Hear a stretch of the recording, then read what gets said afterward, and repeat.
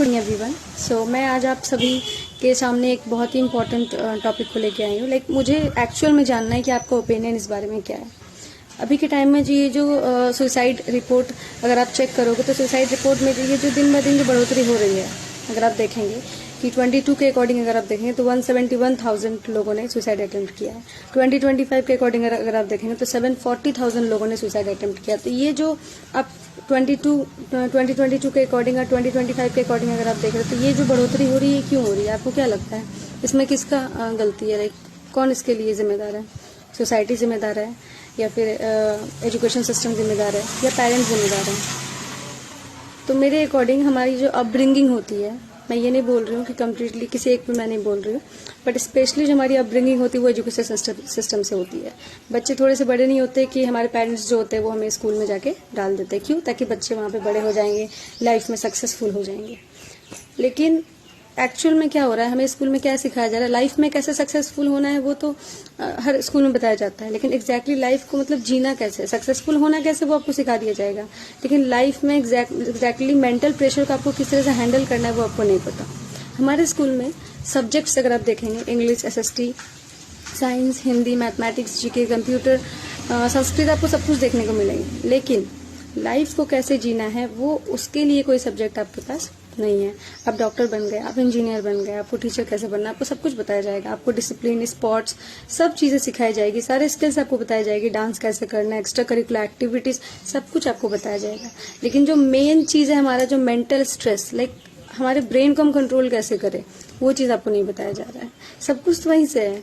आप लाइफ में आपको सक्सेसफुल कैसे होना है, करियर में आपको सक्सेस कैसे होना है वो आपको बता दिया जाएगा।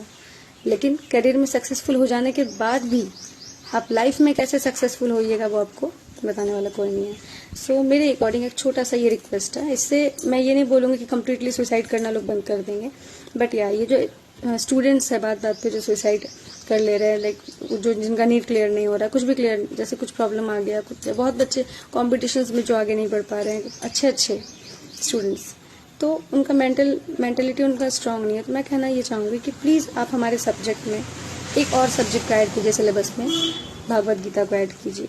अब क्योंकि भागवत गीता हमें ये बताता है कि हमको लाइफ को जीना कैसे एग्जैक्टली। जो लोग भागवत गीता अगर थोड़ा सा सार भी गीता पढ़े होंगे, गीता सार भी पढ़े होंगे, तो वो मेरे बात से सहमत होंगे इन चीज़ों से। अगर आप इतने सारे सब्जेक्ट का ऐड ऑन कर रहे हैं तो क्यों ना आप एक गीता को भी ऐड कर लीजिए। अगर आप भागवत गीता पढ़वा नहीं सकते बच्चे को तो कम से कम AV क्लास के थ्रू ही आप बच्चे को दिखाइए वीडियो। आप वीकली एक बार ही दिखाइए। आपको अंदाजा नहीं है कि इन चीज़ों से बच्चे SST, साइंस और ये सब तो पढ़ते रहेंगे, ये तो नॉलेजेबल चीज़ है, बहुत अच्छी बात है।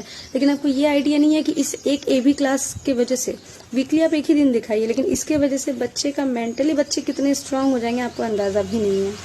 और इस चीज़ से बहुत सारी ऐसी चीज़ें हैं जो आप बच्चे को डिसिप्लिन बता रहे हैं, आप कंसिस्टेंसी बता रहे हैं, हार्डवर्क, वो सब हमारे गीता में है। वो सब चीज़ गीता में बच्चे को मिल जाएंगे। पूरा लाइफ कैसे जीना है वो पूरे आपको भागवत गीता में आपको मिल जाएगा।